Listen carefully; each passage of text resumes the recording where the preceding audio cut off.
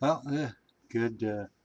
Yep, 11. Still the evening of Tuesday, the 25th, and it's going to be very interesting. I'm going to bed in a couple of minutes. Silver is at 1883 and dropping like a stone, and I'm getting commentary on a video I did back on April 14th, and I said that silver at the time was 24 something. I said this might be a bottom. Didn't guarantee it. And it's fair game. Listen, everything's fair game. But a majority of the people that are going to that site and all they do is point out and say failed or some smart comment. Uh, Listen, uh, all everything back in April and even today points to the fact that silver is still in demand.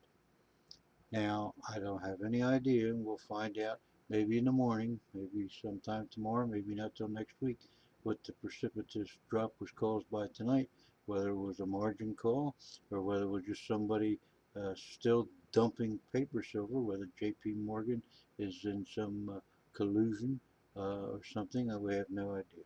But when we do find out, we'll know why silver dropped. Certainly somebody dropped uh, millions of contracts on the open market at one time because it's dropping like a stone. It's not slipping down, it's dropping down. And gold's also taking a big hit. Listen, gold, I might even buy some gold. Listen, let me tell you something. That I haven't bought any silver in a couple of weeks. The last silver of any major purchase I bought was this stupid thing, 52 ounces, because I got it a little bit over spot. And I got some other stuff. There's Barbados sets and all. They're still worth more than I paid for them. But the vast majority of my holdings are purchases I made years and years ago, and even stupid things like the cheapest generic silver that was available in those days at $5 and $6 uh, were prospectors and things that are worth many times over, maybe in some cases twice what spot is today. And I hold hundreds and hundreds of Morgans and peace dollars that all haven't gone down. They've gone up, even though there's only $15 worth of silver, even if it's that much anymore, in a peace dollar and a Morgan. So I haven't lost anything till I've sold. And anybody that wants to pile on and say, well, you were wrong in April, of course obviously I was wrong, you know, weighing all the available information in April, I felt that what's being mined, everybody discounts us. Everybody discounts hoarders. And that's what we are because I'm not selling at these prices and they never sell at any price. I'm lucky per presently that I can go for years without having to think about it. But the thing is that what what's until you've actually sold something, you really haven't lost anything. And I can hang on to this for a good deal of time. And I think anybody that sells at this price, and it's got to be paper that's changing hands. Nobody's selling actual silver at these prices. You see Tom, you see the other dealers that I know. They have gotten nothing in a month. Not a single thing is coming in, silver or gold. You want to buy anything, you're buying it when APMEX or Provident or somebody has something on sale. That's where you're getting it, you know. But as I said in several of my latest videos that I'm sitting on the sidelines till I can see a decent rise in silver. Till I'm convinced that it's on the upswing. Because who knows?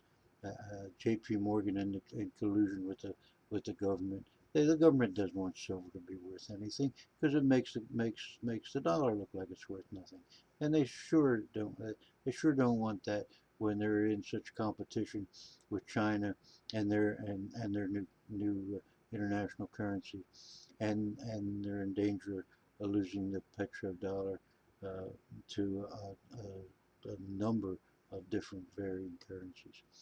So we've got to keep, the government's got to put pressure on and keep blockading Iran because they don't want the market flooded with Iranian oil, and they don't want the Iranians trading with other countries for something other than dollars. So it's going to be a lot of turmoil, not only in the silver market, but of course in the oil market too. But what what are you going to do? You sit on the sidelines. You hang on to real silver. All right. As I say, you don't jump off the roller coaster while it's still moving, as was my last statement. And you surely don't worry about a couple of guys that want to point out that I thought silver was bottoming out of 24. I'll tell you, last year, from reading a lot of reports on what was going on with the mines, that I thought that silver only mines, their break-even point was going to be 31, and I genuinely thought that 31 might be the low. I had no idea of the strength of manipulative paper silver. But we're going to hang around, guys. Believe me. They Everybody discounts hoarding. Now, I established in maybe 4 or 5 videos ago that us hoarders, and everybody says, oh, the hoarders are a minuscule amount of people that are buying bullion. Well, if 100 million ounces of silver a year is a minuscule amount, then we're all in trouble because we'll see $5 silver. But it isn't. That represents 12.5% of all the silver mined. And if they can tell you that the 12.5% of all the silver mined is minuscule, then they really do have you hypnotized. We account for the accumulation of over 100 million. The Eagles are 33 million. Philharmonics are in the 20 millions. Even pandas, let alone what else is coming out of China, are 8 million. The Perth Mint, the Royal Canadian Mint, with all their little crappy shit they're putting out now in the 50,000 range, they're still putting out millions and millions and millions of maple leaves. So we got millions of maple leaves, millions, tens of millions of eagles, tens of millions of philharmonics, and when it's all done, it's well over 100 million ounces of silver being held by hoarders, not not by traders. People aren't buying this. They might buy a Somalian elephant, like Epic did, which was a good buy. You might buy 2 rolls of that and sell and hang on and sell 1 roll eventually. But basically, you're hoarding. You buy a Sunshine Mint, you buy a Apex Mint, you are hoarding because you know that there's no numismatic value to it. But you can still buy as they come out. The wildlife series in Canada, they've all gone up. You can buy koalas. You can buy kookaburras. They cut the kookaburra back to 500,000 again. You can buy these things when they first come out, and invariably almost every one of them goes up. So, am I panicking? No. I don't like to see silver at this level because if I was to drop dead tomorrow, my friends might panic and they might sell. The people that are getting all my silver and gold and platinum, palladium, they might panic and they might sell at these prices, which wouldn't be upsetting to me because I'd be gone and my ashes would be spread to the wind or thrown down the toilet. Well, I could care less. But I want to say that I am, still will be a buyer. Now, I'm not a buyer now, and I might not buy a buyer this week, and I might not be a buyer next week. But when I see this market turn around, I am going to plunk some dollars down because I'm sitting on some cash and for no other purpose than to buy when I think it's turned around and it's gone up. Now, that's all I can tell you is what I'm doing. And anybody that wants to point it out that I may have thought that 24 bucks was the low can put it out there, because in April it sure looked like it.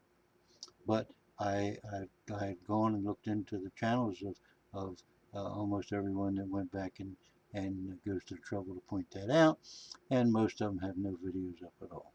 So uh, I welcome comments, and I want to be held to the grill like anybody else. And I will tell you now, like I told you then, that I thought 24 was the low.